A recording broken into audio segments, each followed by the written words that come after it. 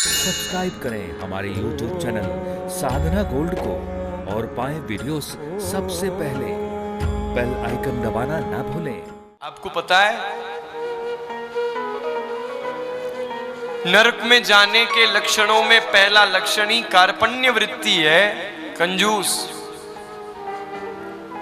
और कंजूस तो होना ही नहीं, प्रेम से बोलो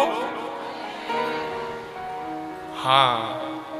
क्योंकि देखो, अगर आपके स्वभाव में ये कंजूस वृत्ति बैठ गई ना, तो फिर ये जीवन भर बैठ ही जाएगी।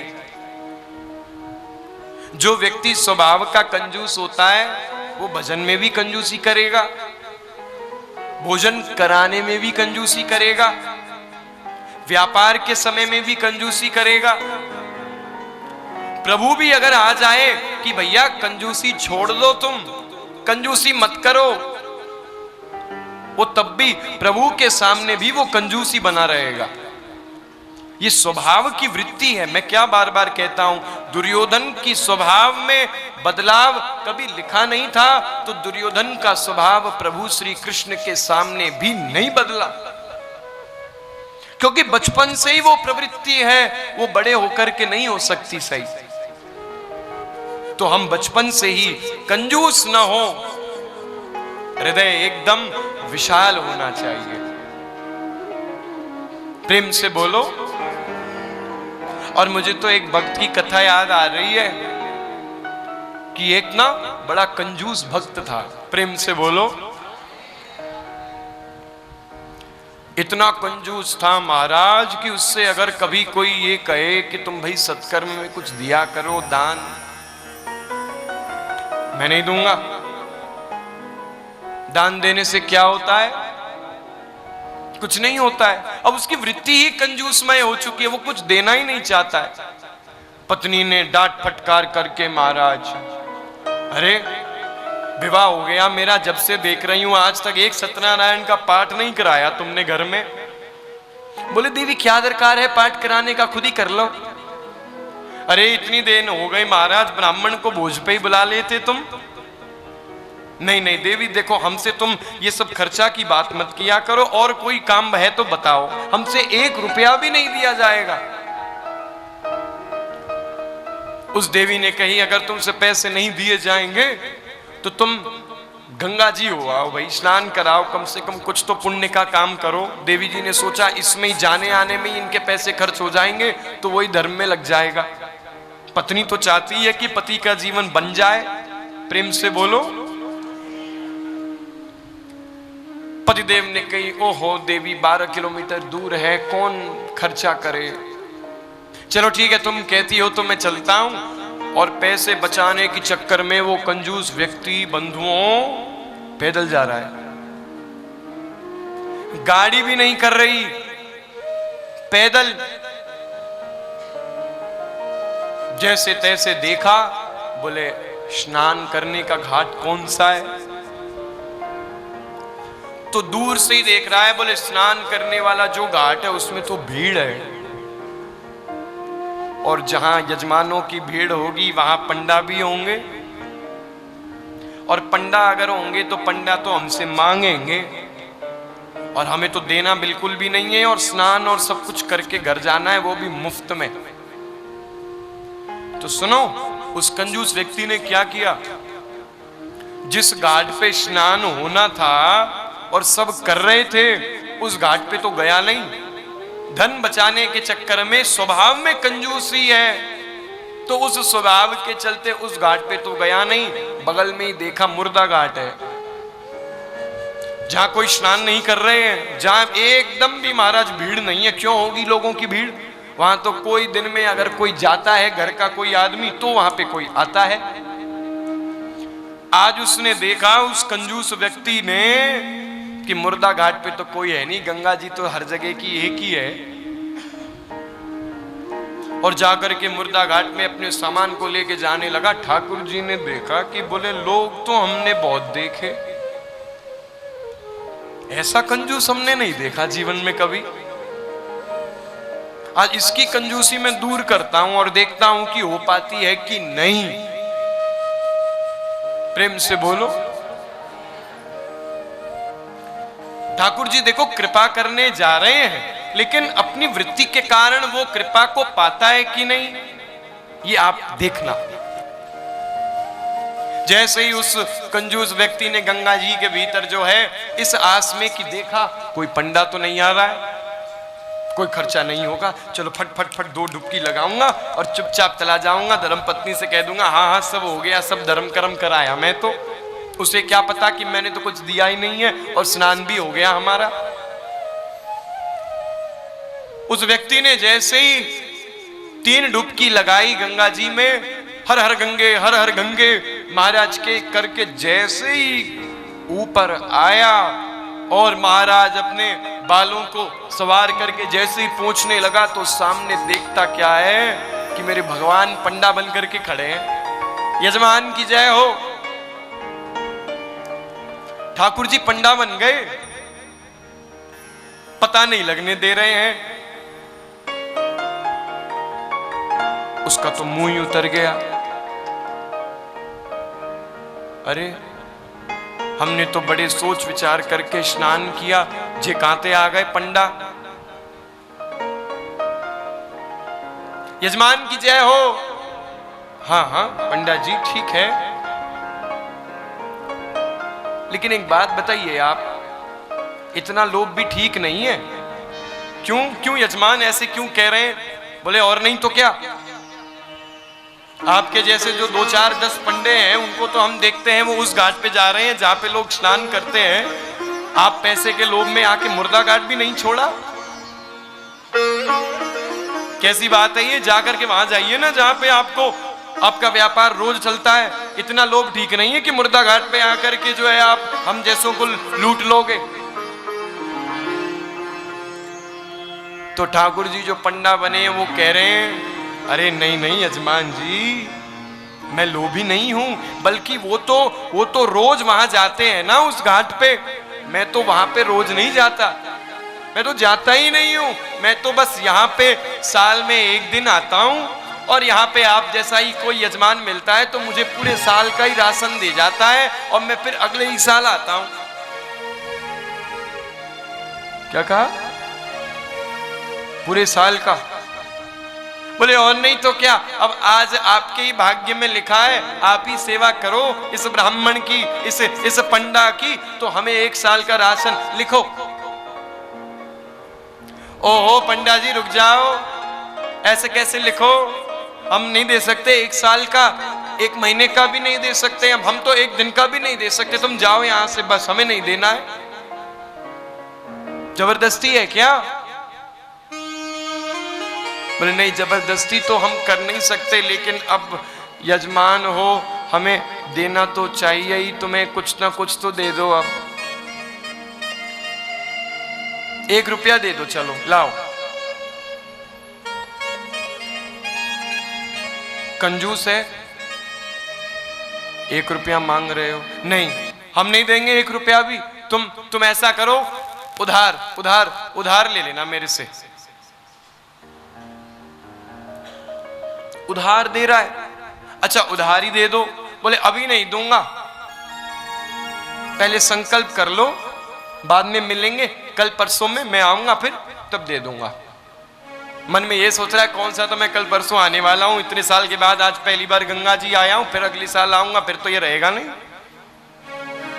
और संकल्प करा लिया कि भाई हाँ मैंने इनको 1 रुपए देने का वचन दिया है, मैं दे दूंगा।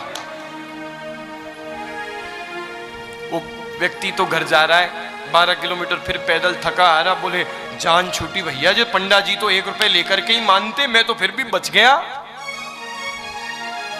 और जैसे ही अपने घर पे पहुंचे, अपनी श्रीमती जी से कहा आज तो बड़ा आनंद आया गंगा जी में स्नान करके। बोले देकर आए कुछ ब्राह्मण? बोले और नहीं तो क्या, तुम्हें क्या लगता है वो मुझे छोड़ते क्या? क्या करूं देवी, इच्छा तो नहीं थी लेकिन अब करके आना पड़ा, तुम्हारी आज्ञा का तो पालन करना ही पड़ता है। प्रेम से बोलो। पत्नी को जाके खूब बता दिया उसने।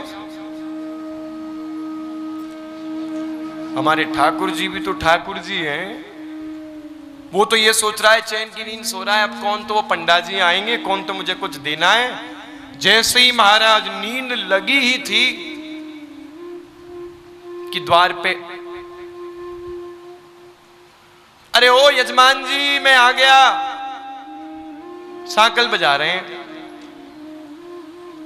सांकल बजाते हुए यजमान जी ने आवाज जैसी सुनी, बोले ये आवाज तो सुनी सुनाई लग रही है। देवी जाओ देख के आओ तो एक बार कौन है। देवी ने जाकर के देखा, द्वार जैसे ही खोला, बोले ये तो पंडा जी हैं। अंदर आप रुकिए, मैं अभी बुलाती हूं। अरे किसी पंडा से तुमने 1 रुपए देने का उधार कह करके आए थे, तुम बाहर आ गए, जाओ देके आओ 1 रुपए। आ गया, घर आ गया, अब तो लेके ही जाएगा ये। सुनो देवी, जाके कह दो बीमार हूं, कल आना। हाँ कह दो 2-3 दिन बाद या परसों आना, बीमार है, ऐसा करके थोड़ा कह देना और भेज दो। तुम तो फिर मेरी देवी हो, तुम तो विदुषी हो कितनी तुम तो। देवी भी जाकर के कह रही है, अरे मैं क्या बताऊं आपको, जरा सी उनकी तबीयत ठीक नहीं है, गंगा जी गए, ठंड लग गई होगी उनको, सर्दी जुकाम हो गया है, आप परसों आ जाना। वो दे देंगे, परसों दे देंगे, परसों बिल्कुल। ठाकुर जी ने कही, हमारे यजमान जी की तबीयत खराब है। अरे ये तो बहुत ही बुरा हो रहा है। देखिए मुझे पैसे की चाह नहीं है, मेरे यजमान की तबीयत खराब हो और उनके पुरोहित, उनके पंडा होने के नाते ये मेरा कर्तव्य बनता है कि मैं उनकी सेवा करूं। आप चिंता मत करिए, आप चलिए, मैं भी घर के अंदर आता हूं, मैं उनकी सेवा करूंगा, इस हाल में मैं नहीं छोड़ सकता। आप रुकिए, मैं उनको बोल के आ रही हूं कि आप आ रहे हो सेवा करने, ऐसा मैं उनको बोल देती हूं। अब वो देवी जी तो महाराज जैसे भागती भागती गई और जाके कह रही है, जी वो तो घर आ रहे हैं, अंदर आ रहे हैं, मैंने कही कि आपकी तबीयत खराब है, वो तो आपकी सेवा करने के लिए आ रहे हैं, अब बताओ क्या करूं मैं। कंजूस व्यक्ति ने कही कि ओहो ये तो आ जाएगा भीतर, सुनो कह दो कि मर गए, प्रेम से बोलो, जाओ जाओ जाओ। अरे मैं नहीं देना चाहता उसको, तुम समझती नहीं हो, कह दो कि मर गए। ठाकुर जी ने कही कि देख लो, व्यक्ति हमने बहुत देखे लेकिन ऐसा नहीं देखा, 1 रुपया उधार देने की बात के लिए मार रहा है अपने आप को। जाकर के थोड़ा नाटक करके कह देना उनसे कि मर गए, और देवी जी जा रही है। ठाकुर जी जानते हैं कि नाटक हो रहा है, और देवी जी एकदम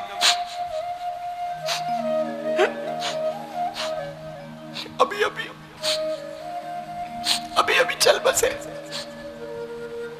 ठीक थे, अभी तो प्राण निकल गए उनके। अब वो रो के कह रही है। अब वो जो ठाकुर जी हैं वो जब सुन रहे हैं, उन्होंने तो अच्छा प्राण निकल गए, ओहो इस कठिन समय में तो उनको छोड़ना एकदम ही गलत हो जाएगा। मैं सारे गांव वालों को खबर कर देता हूं, देवी चिता की भी मैं सारी व्यवस्था कर दूंगा, तुम चिंता मत करो, पंडा हूं। गांव के सभी लोगों को खबर करवा दिया ठाकुर जी ने अपनी लीला से, और भीड़ लग गई और सारी सहेलियां आ रही हैं। देवी जी तो रो रही है, पंडा के सामने तो रोना ही पड़ेगा, जो मरे नहीं है उनके लिए झूठा रुदन हो रहा है, और सहेलियां सारी आके कह रही हैं कोई बात नहीं होता है, अरे चले गए देवी, अब क्या है, ये तो सब विधि के हाथ में है। तो वो पत्नी उनको इशारे से कह रही गए नहीं है, तो इनको बनाने के लिए बस। तो और लोग कह रहे हैं अरे ये तेरा मोह है पगली, वो तू पागल हो जाएगी क्या, वो चले गए, अब जो चले गए अब वो आएंगे नहीं। गांव वालों को लग रहा है कि उनके पतिदेव गए, ठाकुर जी जानते हैं कि उनके पतिदेव हैं। तो सुनो, चिता बन गई और वो मरने की नाटक में ही है, अभी एकदम लिटा दिया गया है उसको चिता के ऊपर। आग लगने की बात आ गई, प्रभु ने कहा ये मर जाएगा लेकिन 1 रुपया नहीं देगा। तो ठाकुर जी ने जाकर के रुक जाओ, चिता में आग लगने से पहले मैं कुछ कहना चाहता हूं, भाई मर जाएगा। मन ही मन यही जानते हैं, जाके कहने लगे सुनो ओ भाई साहब मेरी बात सुनो, मैं पंडा नहीं, मैं नारायण हूं, भगवान हूं, और आया हूं वैकुंठ से तुम हित नाता जोड़।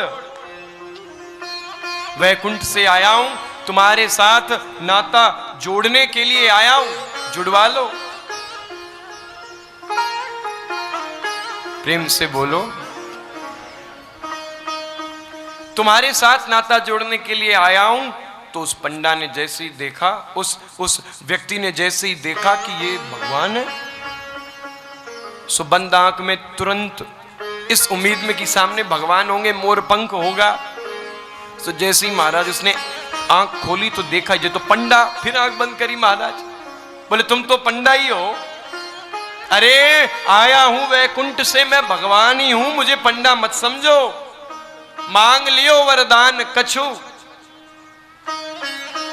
कुछ मांगो।